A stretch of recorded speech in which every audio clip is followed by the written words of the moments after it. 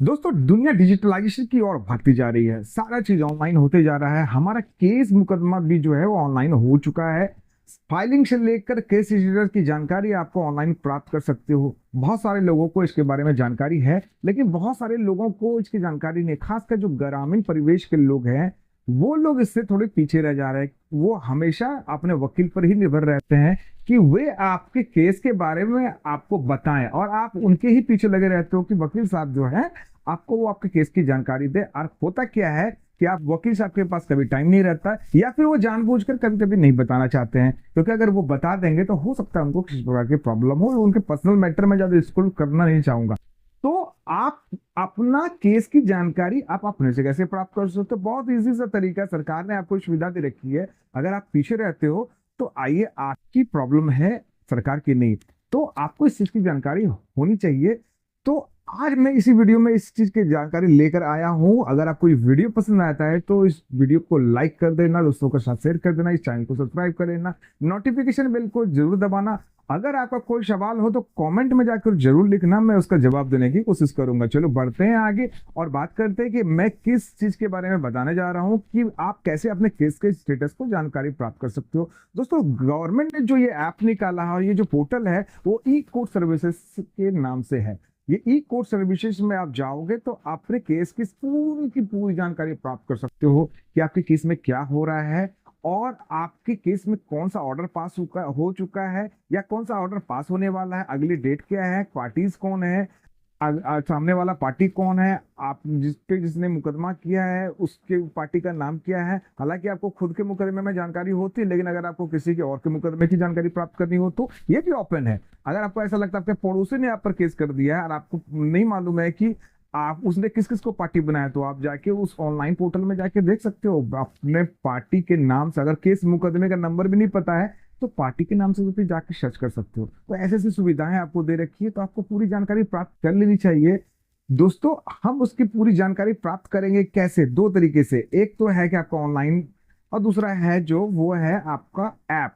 वो दोनों तरीका जो है बहुत आसान है, उसके थ्रू में प्राप्त कर सकते हो। ऑनलाइन तरीका में क्या है कि आपको हर चीज को करने के बाद कैप्चा एंटर करना पड़ता है, लेकिन जो उसका एप्लीकेशन है ई कोर्ट सर्विसेज का, ये ज्यादा सिंपल इंटरफेस है। आपको कैप्चा एंटर करने की जरूरत नहीं पड़ती है। इसलिए आज मैं बात करूंगा ऐप के बारे में, जिससे आपको सरल तरीके से इसकी जानकारी प्राप्त कर हो सके कि आखिर वो सुविधा आपको क्या क्या मिलती है। इस ऐप में आपको काफी सुविधाएं मिलती है। आपके केस से रिलेटेड आपको जो अगली डेट है, आपके केस से रिलेटेड जो आपका अगला ऑर्डर है, या आपके केस से रिलेटेड जो आपका ऑर्डर पास हो चुका है, आपने किस पर केस किया है, आपके के पार्टी का नाम क्या है, किस नेचर का ये केस है। बहुत सारा थाने में अगर किसी केस मुकदमे को कर दिया गया है, तो ऐसी ऐसी जानकारी प्राप्त करते हैं। चलो चलते हैं एप्लीकेशन में और पूरी की पूरी जानकारी प्राप्त करते हैं कि कैसे आप सारे केस स्टेटस को देख सकते हो।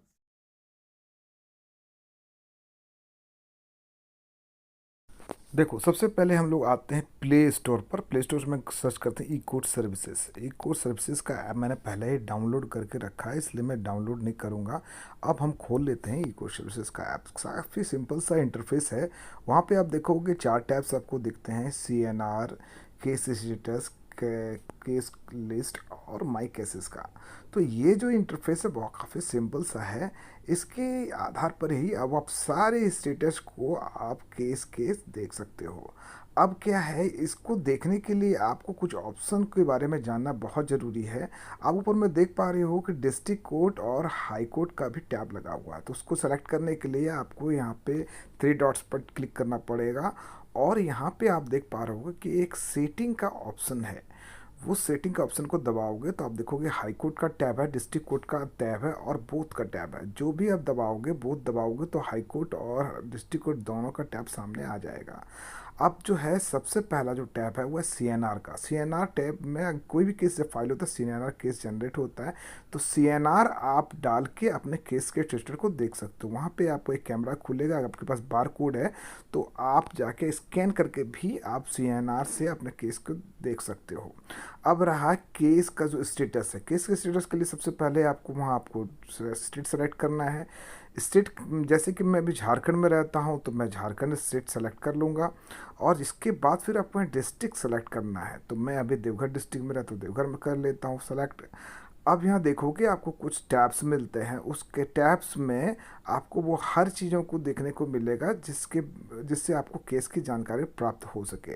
अब क्या है, जो है केस स्टेटस है, पार्टी नेम है, फाइलिंग नंबर है, एफआईआर नंबर है, एडवोकेट नेम है, एक्ट है, तो ये सब जो टैब्स हैं इसी से आपको जानकारी मिलने वाली है। अब केस स्टेटस में आप जाके देखते हैं तो वहाँ आप देखोगे कुछ टैब्स मिलेंगे कोर्ट कॉम्प्लेक्स के बारे में। तो हमारा अगर सिविल कोर्ट का कोर्ट कॉम्प्लेक्स है, अगर अगर सिविल केसेस चल रहा है तो सिविल कोर्ट में जाएंगे, अगर सिविल जज के इस्टेब्लिशमेंट में जाएंगे, अगर अपील चल रहा है तो प्रिंसिपल डिस्ट्रिक्ट जज के इस्टेब्लिशमेंट में जाएंगे, या फिर किसी सब डिविजनल कोर्ट में अगर आपका मैटर पड़ा हुआ है तो वहाँ पे जाएंगे। तो अभी हम सिविल जज इस्टेब्लिशमेंट के टैब को सेलेक्ट कर लेते हैं और फिर हम देखते हैं कि हमारा केस का जो नेचर है वो क्या है। तो यहाँ हम देखेंगे कि हमारा केस का जो नेचर है वो हम डाल के देखते हैं ओरिजिनल सूट। ओरिजिनल सूट जो होता है वो सिविल सूट का नेचर होता है, इसलिए ओरिजिनल सूट को डालते हैं और अपना केस का नंबर डालते हैं और साथ ही साथ अपना केस के ईयर को डालते हैं। और जैसे ही गो करेंगे तो आपका केस का डिटेल सामने आ जाएगा। देखोगे सिविल जज इस्टेब्लिशमेंट में उस केस से रिलेटेड जो नंबर मैंने डाला वो ये है। वहाँ देखोगे आप ग्रीन लिंक बना हुआ है, उस लिंक को जैसे हम क्लिक करेंगे तो वो केस के डिटेल को लेके आएगा, बताएगा कौन सा सूट है, ओरिजिनल है, फाइलिंग नंबर क्या है, फाइलिंग डेट क्या है, रजिस्ट्रेशन नंबर इसका क्या है, रजिस्ट्रेशन डेट क्या है, सीएनआर नंबर का, यही सीएनआर नंबर पहले टैब में डालना है, ये सीएनआर नंबर जो आप देख पा रहे हो। साथ ही साथ आप देखोगे कि हाँ कि आपका हियरिंग डेट कब है, नेक्स्ट हियरिंग डेट का है, केस का स्टेटस क्या है, क्या चल रहा है, अभी गवाही चल रही है, कोर्ट का नाम क्या है, ये भी आप देख पा रहे हो। ये देखो ये जो बारकोड है वो सीएनआर नंबर में बारकोड, इस बारकोड को भी स्कैन करके आप केस का स्टेटस जान सकोगे। फिर देखोगे यहाँ पिटिशनर नेम है, कितने सारे पिटिशनर है इस केस में, और रिस्पोंडेंट कितने सारे हैं उसका भी बारे में आप जानकारी प्राप्त कर सकोगे। कौन सा एक्ट में जो है वो केस फाइल किया गया है उसके भी बारे में जानकारी प्राप्त कर सकोगे। साथ ही साथ आपका केस का हिस्ट्री देख सकोगे, कितने सारे डेट्स पड़े हुए हैं, तो इसके बारे में भी आप जानकारी प्राप्त कर सकोगे। कितना डेट आपके बारे में आपके केस का पड़ा है उसमें, फिर देखोगे कि किस किस केस में ट्रांसफ़र हुआ, तो ये सारी जानकारी आपको यहाँ से प्राप्त हो सकती है। तो ये आसान सी जानकारी है, ये सभी लोगों के लिए आसानी से उपलब्ध होने वाली जानकारी है।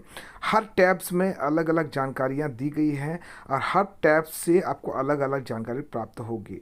अगर आप देखना चाहते हो तो ये सब चीज़ें आप आसानी से देख सकते हो केस स्टेटस में जाके। तो केस स्टेटस में जो आपने देखा वो ये जानकारी थी, बाकी जो जानकारी है आपको आगे और में देने के लिए जा रहा हूँ। अब रहा है कि आप पार्टी के नेम से आप कैसे देखना चाहोगे कि आपको पार्टी के नेम पे क्या, पार्टी नेम में भी वही है। केस स्टेब्लिशमेंट में आप देखना चाहोगे तो कैसे कैसे क्या देखना है। आप देखो प्रिंसिपल डिस्ट्रिक्ट जज अपील है तो प्रिंसिपल डिस्ट्रिक्ट जज वाला मैंने टैप किया है।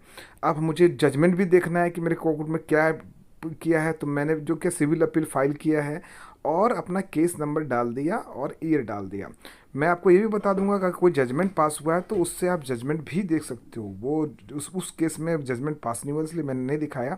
अब जैसे इस केस में जजमेंट पास हो रखा है तो अब मैं जजमेंट कैसे देखूंगा, वैसे सारे डिटेल्स है, कब डिसमिस हुआ ये केस, किस तारीख को ये डिसमिस हुआ, क्या फाइलिंग नंबर है, क्या इसका रजिस्ट्रेशन नंबर, सारी जानकारी है, कौन कौन से पार्टी थे, रिस्पोंडेंट में कौन थे, केस का हिस्ट्री क्या था, वैसे ही जैसे पहली वाली जानकारी वैसे ही मिलेगी किसमें ट्रांसफ़र हुआ।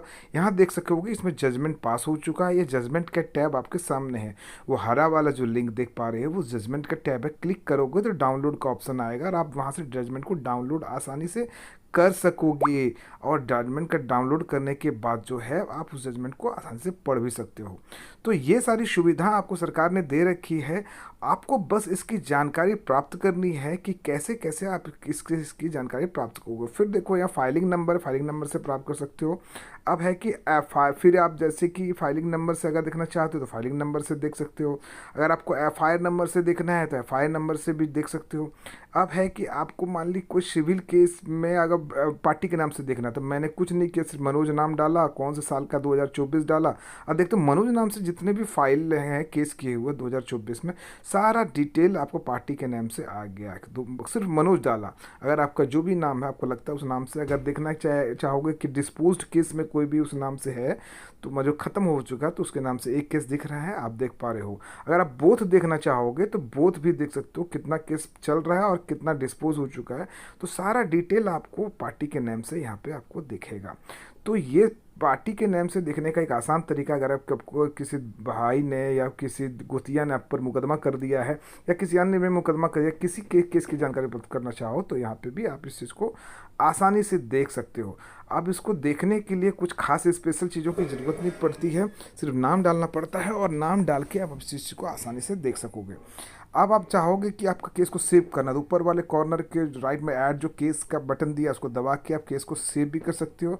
और सेव करने के बाद ये जो केस है आपका माई केस के टैब में चला जाता है, यानी बार बार आपको एप्लीकेशन खोल के केस ढूंढने की ज़रूरत नहीं पड़ेगी और ये केस जो है आपके माई टैब के ऑप्शन में चला जाएगा। अगर आपको रिमूव भी करना है तो उसको वहाँ से रिमूव भी कर सकते हो। तो आपको जानकारी अच्छी लग रही होगी। अब आगे हम तो आप इस प्रकार से जानकारी प्राप्त कर। अब हम देखेंगे कि एडवोकेट नेम से अगर आपको खोजना है तो कैसे आप इस चीज़ को खोज सकोगे, या फिर आपको एफआईआर नंबर से खोजना है तो कैसे खोज देगा। एफआईआर नंबर से खोजने के लिए कि आपको जुडिशल मजिस्ट्रेट के एस्टेब्लिशमेंट में जाना पड़ेगा और वहाँ पे जो है आपको जुडिशल मजिस्ट्रेट में, क्योंकि जितना भी क्रिमिनल केसेस फाइल होते हैं वो जुडिशल मजिस्ट्रेट के एस्टेब्लिशमेंट में फाइल होते हैं, इसलिए आपको जुडिशल मजिस्ट्रेट का एस्टेब्लिशमेंट क्लिक करना पड़ेगा। इसके बाद आप पुलिस स्टेशन सेलेक्ट कर सकते हो। जैसे हमारा पुलिस स्टेशन यहाँ पे देवघर है, मैंने यहाँ पे सबसे पहला देवघर खोजना शुरू किया और देखते हैं कि देवघर कहाँ पे आता है। यहाँ पे देवघर, यहाँ पे देख रहे हो देवघर आ गया है। क्लिक करता हूँ, मान लिए मैंने ये जो नंबर सेलेक्ट, कोई भी एक नंबर सेलेक्ट कर लिया, उन नंबर सेलेक्ट करने के लिए और ये मैंने ईयर डाल दिया। अब मैं इस ईयर और इस नंबर के द्वारा किसी का अल्टरनेटिव एनोनिमस नंबर है मैंने डाल के देखा, देखो इस नंबर से जो यहाँ है केस, आप देख पा रहे हो कि यहाँ पे एक केस रजिस्टर्ड है, उसके डिटेल्स को पूरी तरह से यहाँ दिखाया गया है और वो सारे डिटेल्स यहाँ से भी आप प्राप्त कर सकते हो। तो ये सारी जानकारी आप देखो, आप चाहोगे तो एडवोकेट के नाम से भी सर्च कर सकते हो। जैसे मेरा नाम दीपक है, मैंने पिछले महीने में 15 केस फाइल किए तो 15 केस आपको दिखा रहा है।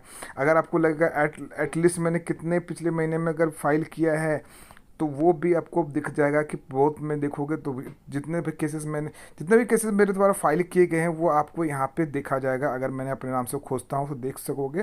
तो अभी पिछले महीने या इस ईयर में जितना भी मैंने केस में फाइल किया है तो वो आपको स्टेटस दिख पा रहा होगा कि एडवोकेट नेम से कैसे सर्च कर सकते हो। तो ये सारा जो तरीका है इसके थ्रू आप जानकारी प्राप्त कर सकते हो कि कैसे आप अपने मुकदमे का केस स्टेटस जानो। आशा करता हूँ आपको ये वीडियो पसंद आया। अगर आपको ये वीडियो पसंद आया तो मेरे चैनल को सब्सक्राइब करके रख लो, आगे इस प्रकार की जानकारी आपको मिलती रहेगी। तब तक के लिए जय भारत, जय हिंद।